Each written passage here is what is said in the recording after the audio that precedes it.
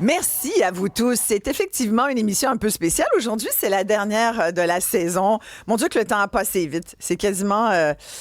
c'est presque fou de penser qu'on est déjà rendu là. Évidemment, pour vous, c'est un début de saison estivale aussi qui commence. Hein. Tout le monde fait ses projets d'été. Peut-être serez-vous parmi les chanceux qui allaient prendre des vacances. On aura l'occasion de s'en reparler de cette période des vacances pendant l'émission. On voulait quand même ne pas déroger à nos bonnes habitudes, c'est-à-dire de prendre à bout de bras des dossiers qui traînent puis qui font pas notre affaire puis qui nous paraissent témoigner de la lenteur du gouvernement ou de certaines institutions. Vous savez, cette année, avec ma recherchiste Florence Lamoureux, on s'est beaucoup intéressé à ce qui se passait dans le réseau de la santé, entre autres entre autres au CIUS, aux différents CIUS, un peu partout au Québec, en particulier dans les CHSLD, dans certaines résidences de personnes âgées, ce qui se passait avec les médecins. On a beaucoup suivi pour vous aussi toutes les négociations avec les professionnels de la santé, les médecins étant en ce moment d'ailleurs toujours dans un conflit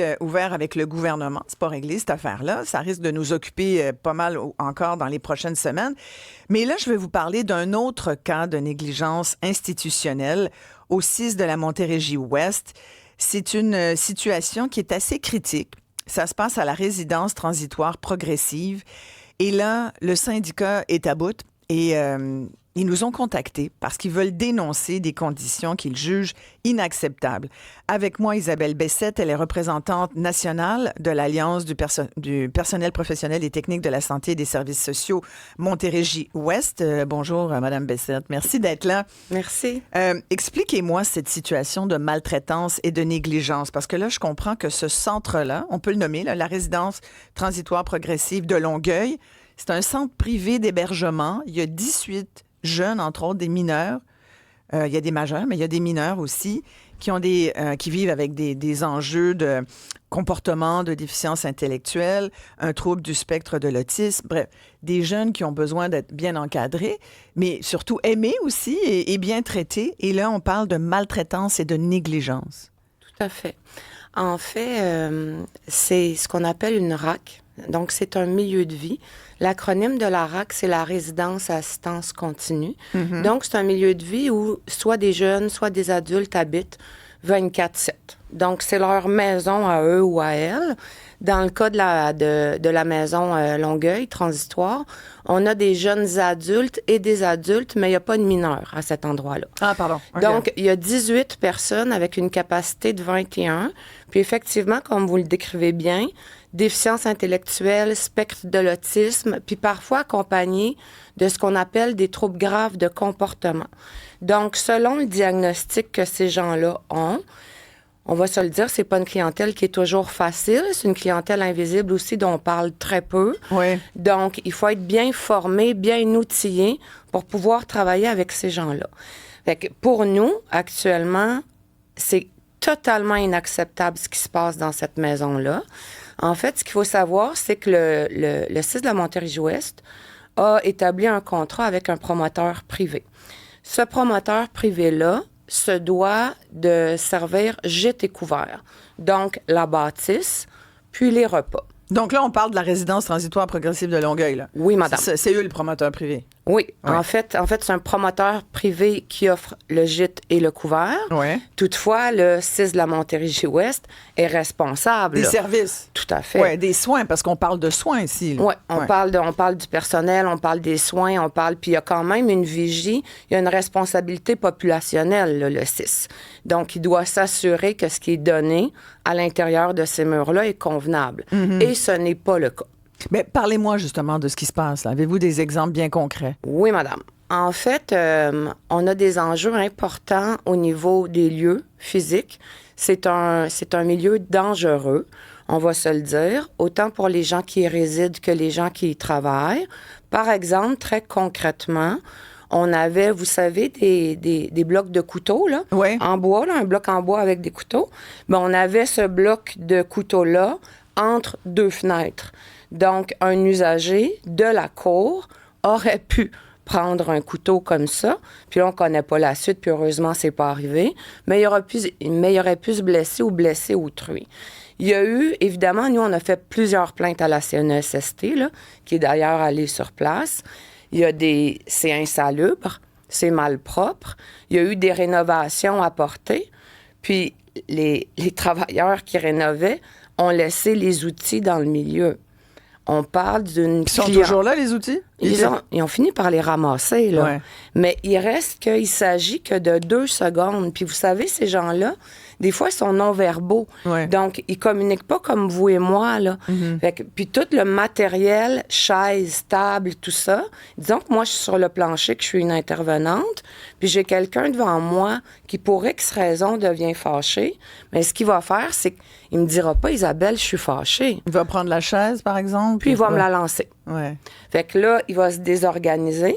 Mais ce qu'il faut comprendre, c'est que si lui se désorganise, bien, tout mon beau monde autour va aussi se désorganiser. Mais là, je lisais là, que dans ce que vous racontiez, quand vous nous avez contacté, Isabelle Bessette, vous disiez les résidents mangent pas.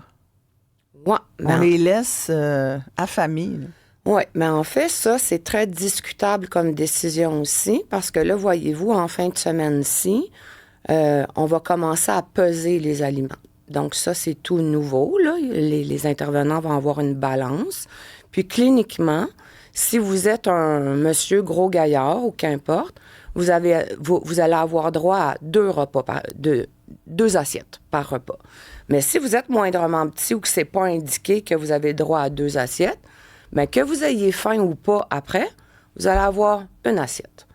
Puis, on reparlera au niveau du contenu des assiettes. Oui, mais parlons-en, mettons. Ben, c'est ça. Lorsque je suis venue vous voir il y a 2 semaines, Ouais. je vous parlais là, de patates et de sauce tomate. Là. Ouais, ouais. Ben, on est encore là. J'ai parlé, évidemment, je fais toujours mes devoirs avant de venir vous voir. Fait que j'ai parlé à des familles, j'ai parlé à du personnel aussi qui travaille là. Puis on me disait que ça avait tendance à s'améliorer un petit peu. Mais tu sais, je discutais avec une maman cette semaine, puis elle me disait que quand elle est allée chercher son enfant, elle était incapable d'identifier sur l'heure du dîner ce que son enfant mangeait, là. Puis il semble pas avoir... Elle a vu l'assiette, Oui. puis elle a dit, je peux pas savoir ce que c'est. Non, elle ne le savait pas. Puis, Oh, mais c'était quoi? C'était de la bouillie? C'était oui, quoi? oui, C'était c'est comme un genre mélange de purée, purée pas belle, là.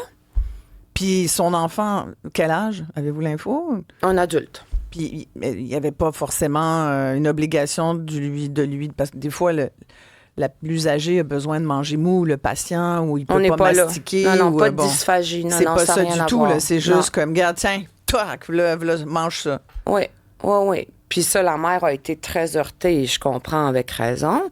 Dans cette résidence-là, assistance continue, dans ce milieu de vie-là, nous, on en a 19 sur notre territoire. OK? Il y en a beaucoup, puis il y en a à la grandeur du Québec aussi, des résidences comme ça.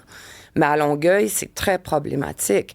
Parce qu'entre autres, ben, si moi, je mange pas à ma faim, qu'est-ce qui se passe? Je vais me désorganiser. Oui, oui. Hein, On devient fâché aussi. Ben oui, on devient fâché. Ouais. Hein? Ça m'arrive, puis ça leur arrive. Exact. Donc, il y a tout un entraînement à ce niveau-là, puis veut pas, négligence, maltraitance organisationnelle, on ne forme pas nos intervenants sur le plancher, il y a un roulement important parce qu'on ne prend pas soin de notre staff.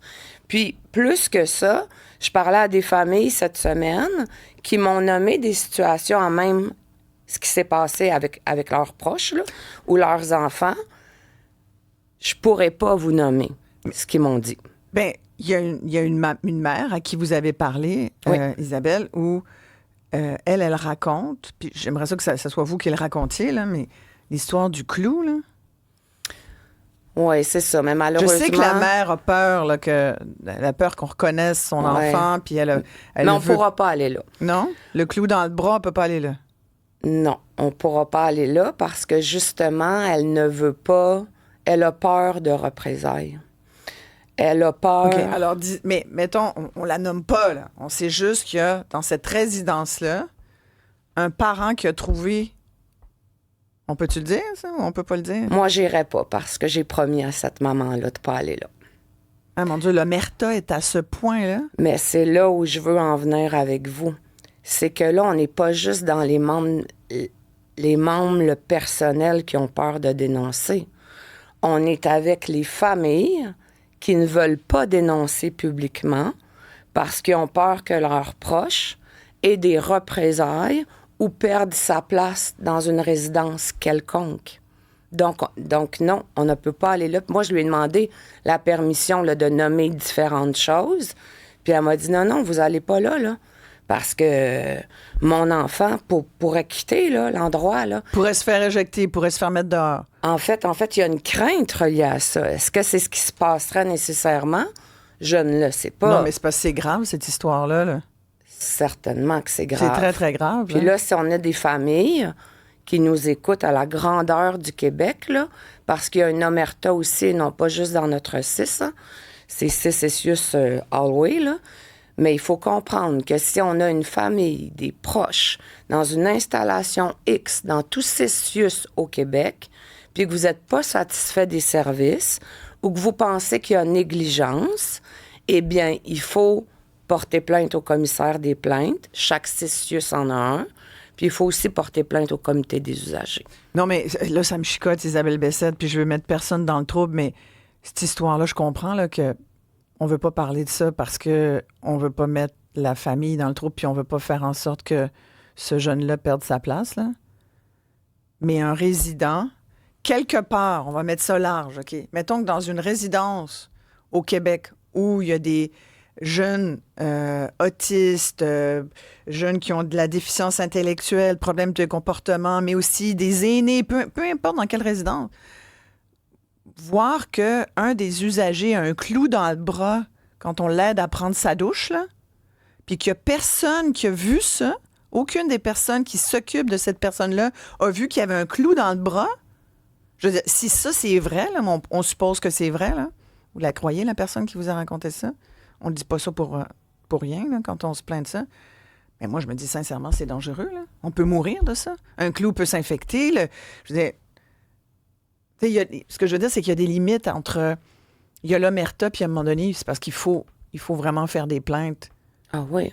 Puis il faut nommer... Pour préserver la sécurité physique des personnes. Ah oui, je suis tout à fait d'accord avec vous, là. Puis il faut nommer, il faut dénoncer. C'est encore pour ça que je suis ici aujourd'hui, là. C'est un travail d'équipe, là. Je suis ici de par tout ce qu'on me rapporte. Là. Moi, je suis la porte-parole. Ouais. Puis c'est sûr que quand les familles, parce que j'ai parlé à cette famille-là, mais j'ai parlé à d'autres familles, m'ont rapporté certaines situations.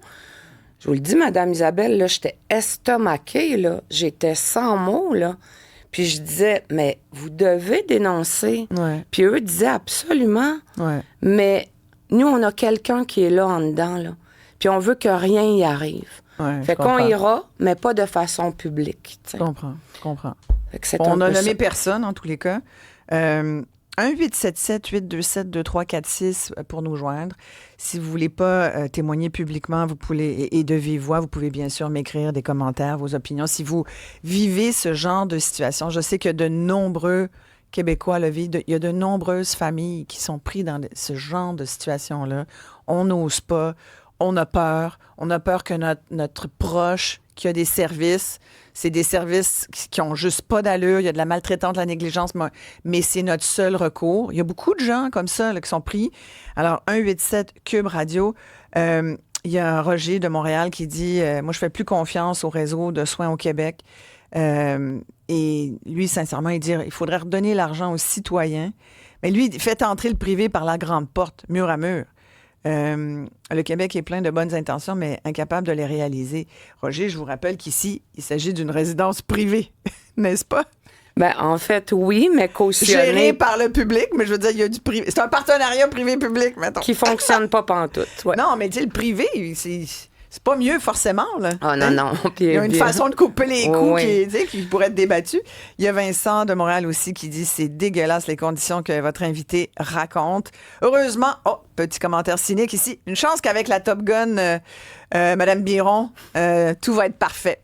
C'est vrai qu'on n'a pas entendu parler beaucoup de Geneviève Biron là, depuis les dernières semaines. Non, mais c'est Santé Mais Québec. là, vous avez donc demandé, rappelez-moi, Isabelle Bessette, comme syndicat, vous avez fait quoi? Là? Vous avez demandé donc des comptes au SISMO, au CIS de la Montérégie-Ouest? On n'a fait que ça. Alors, Ouais. on Vous avez demande... tenté de les joindre là, pour avoir des réponses? Oui, puis là... oui. Puis on a des rencontres. Écoutez, ça fait... Cette résidence-là est ouverte depuis juillet 2024. Là. OK, c'est une nouvelle résidence? Ça va faire un an, là. OK. Puis ça fait un an qu'on est sur le cas. Puis là, on s'en vient ici, je m'en viens ici ce matin parce qu'il n'y a rien qui bouge.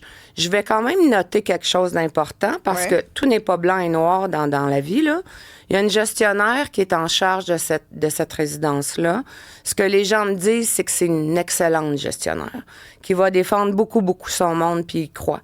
C'est à nouveau dans la haute direction là, que ça ne fonctionne pas. Je vous parlais du CHSLD La Prairie il y a 2 semaines. Ouais. Je vous parle de cette résidence-ci.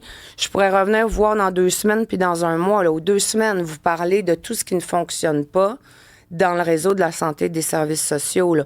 Moi, je suis très préoccupée de ce que vit le personnel, mais de ce que vit cette clientèle-là vulnérable aussi. Là. Exactement. Ça me dérange beaucoup, là, ce qui se passe. Mais ça devrait déranger tout le monde, Isabelle Oui, tout à Bessette, fait. parce que le pire là-dedans, c'est que, tu sais, à la rigueur, vous puis moi, là, on est placés dans... Je pense qu'on... Tu sais, si on est comme maintenant, on est capable d'être vocal puis de dire « Hey, regarde, c'est pas de même que ça va fonctionner. » C'est clair.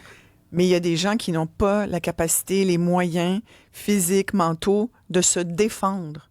C'est pour ça qu'il y a votre syndicat, c'est pour ça qu'il y a des intervenants qui, normalement, devraient prendre soin. Hein? C'est pour ça que, normalement, il doit y avoir de la bienveillance. Puis tout le monde paye pour ça, là, ultimement. Là. Tu sais, on revient à ça, on ne va pas toujours ramener tout à l'argent, mais on paye quand même pour ces services-là. Qu'est-ce que vous pensez qui va arriver, là, votre intention? Parce que là, vous avez demandé au CIS au CIUS de vous revenir là-dessus. Ils vous ont dit, CNESST, c'est ça qui s'est passé? Ils vous ont renvoyé à... Non, en fait, c'est qu'ils nous disent qu'ils sont sur le cas, puis qu'ils améliorent des choses, puis tout ça. Mais ça fait 1 an qu'il y a des enjeux de santé et sécurité dans cette résidence-là. OK, fait que c'est vous qui avez appelé la CNESST oui, pour... tout à c'est fait. ça. Oui, puis de multiples Puis ils sont venus, la plaintes. CNESST, voir? Oui, madame. Ils ont Puis il y fait a un plusieurs rapport? dérogations. Oui, tout à fait. Puis il y a plusieurs rapports, plusieurs dérogations. Ça, c'est des choses à corriger. Puis Pour l'employeur, Oui, puis est-ce qu'il les fait? ben ça traîne, là. Ça traîne. Ou quand il les fait, ben il oublie ses outils sur place. Ouais. Alors, plainte, CNESST qui confirme ce que vous dites, Ouais. puis il n'y a toujours rien qui bouge. Non, ben en fait, ce qui bouge, c'est que je suis là ici aujourd'hui. Ouais. Mais moi, Isabelle, mon syndicat, les membres, les familles, on veut pas que les choses bougent. On veut que les choses changent. Ouais. Et ça, pour le mieux, là. C'est pour ça qu'on est ici aujourd'hui, là.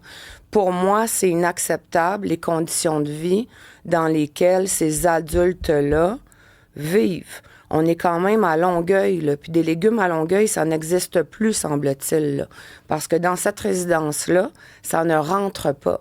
Fait qu'on est loin du guide alimentaire canadien, là. Fait qu'il y a un minimum. Vous savez, les besoins de base, là, c'est la pyramide de Maslow, là. Se loger, se vêtir, se nourrir, là. Ouais. Ben, on n'est même pas là. C'est terrible, Isabelle. Il y a Kim qui nous écoute de Beauport. Elle dit c'est pas normal d'avoir peur de dénoncer à ce point quand c'est inacceptable. Ces gens-là ont des droits. Leur sécurité ne devrait pas être en jeu. Mon enfant est également autiste. Ça me fâche d'entendre une histoire comme celle-là. Je pense que ça touche beaucoup de familles aussi qui s'inquiètent. Merci beaucoup d'être venu nous en parler.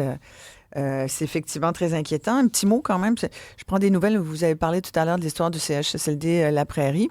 Mélanie Rocco, justement, une des gestionnaires là, qui avait perdu sa job parce qu'elle dénonçait une situation avec un préposé aux bénéficiaires qui était violent, qui s'en était pris à au moins 3 résidents, dont devant témoins. Là. C'est allé d'ailleurs, il y a eu des plaintes policières, les policiers se sont occupés du dossier, il a été intercepté, accusé. Bon, là, ça suit son cours, je pense qu'il n'y a pas encore eu de jugement. Non. Mais en attendant, Mélanie Rocco, elle, a été mise à pied 2 semaines sans salaire. Et là, il avait comme fermé son dossier, finalement. C'était comme... En fait, grâce à vous, compte tenu que vous nous avez donné la chance de venir ici il y a 2 semaines, il y a des choses qui ont bougé. Bon. On sert à quelque chose, des fois. Ah oui, c'est apprécié. Merci. On disait que les Isabelles, ça veillait, là. Les Isabelles, c'est détonnante ici. Oui, on est une tête de cochon. On est détonnante.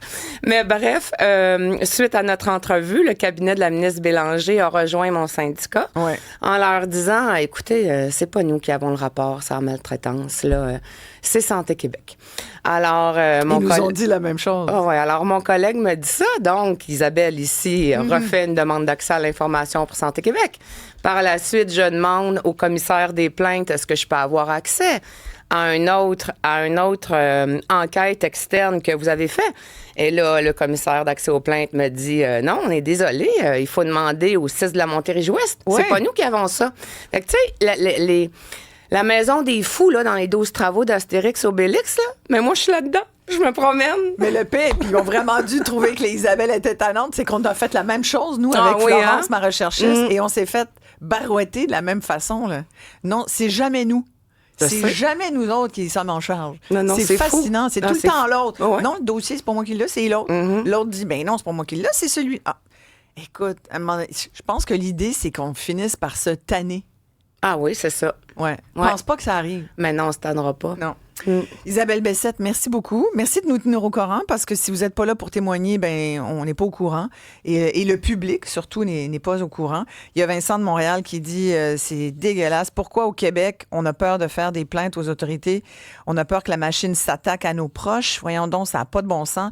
On dirait que c'est une véritable mafia qu'il faut respecter l'omerta. Lui, il trouve ça épouvantable. Bien évidemment. Mais moi, je comprends l'idée là, de dire on a peur des représailles. Mais juste le fait de dire, moi, regarde, je veux pas parler, j'ai peur de ce qui risque d'arriver à mes proches, déjà, juste ça, c'est un sujet d'inquiétude. Ah, tout à fait. Puis c'est, pour moi, au-delà de l'inquiétude. Complètement. Il y a quelque chose qui ne fonctionne pas dans le système. Là. On aurait pu parler des 2 guimauves en sorte de... Ah, les collations, c'est 3 guimauves. En guise de dessert et de collation. Oui, mais en fait, ils n'ont pas souvent de dessert, mais oui, ils ont des collations, 3 guimauves. C'est ça. Mais on se dit, ils se plaindront pas. Ils se plaindront pas, sauf que, tu sais, ce qui était aussi touchant, c'est que, tu sais, comme je vous disais, je parlais aux familles où c'est une clientèle dont on parle très peu, qui est très stigmatisée, très invisible. Puis, tu sais, les familles étaient émotifs, là. Ils m'ont dit, hey, merci, Madame Bessette, là, de parler de nous parce que vous êtes la voix de nous, les familles, de nous, les enfants, le personnel aussi. Moi, je fais juste rapporter, là, mais c'est ça, c'était touchant. Merci beaucoup. Isabelle Bessette, représentante nationale de l'Alliance du personnel professionnel et technique de la santé et des services sociaux Montérégie-Ouest. On s'arrête.